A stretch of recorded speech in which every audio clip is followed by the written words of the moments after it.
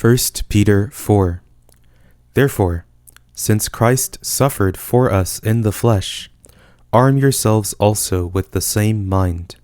For he who has suffered in the flesh has ceased from sin, that you no longer should live the rest of your time in the flesh for the lusts of men, but for the will of God.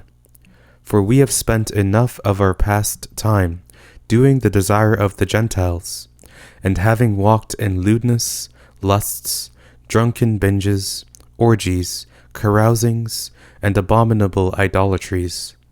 They think it is strange that you don't run with them into the same excess of riot, blaspheming. They will give account to him who is ready to judge the living and the dead. For to this end the good news was preached, even to the dead, that they might be judged indeed as men in the flesh, but live as to God in the Spirit. But the end of all things is near.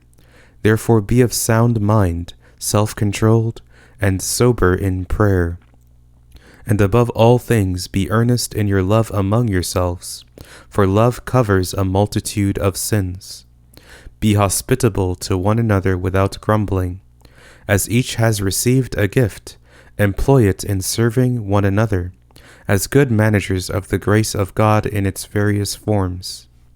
If anyone speaks, let it be as it were the very words of God. If anyone serves, let it be as of the strength which God supplies, that in all things God may be glorified through Jesus Christ, to whom belong the glory and the dominion forever and ever. Amen. Beloved, don't be astonished at the fiery trial which has come upon you to test you, as though a strange thing happened to you.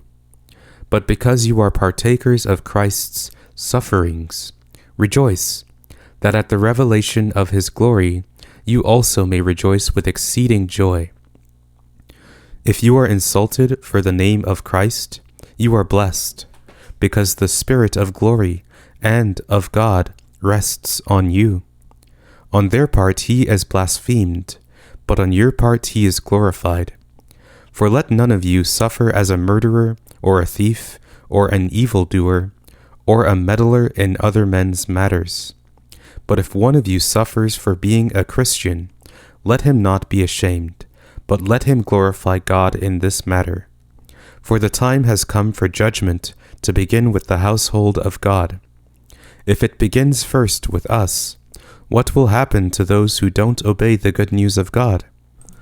If it is hard for the righteous to be saved, what will happen to the ungodly and the sinner? Therefore, let them also who suffer according to the will of God, in doing good, entrust their souls to him, as to a faithful Creator.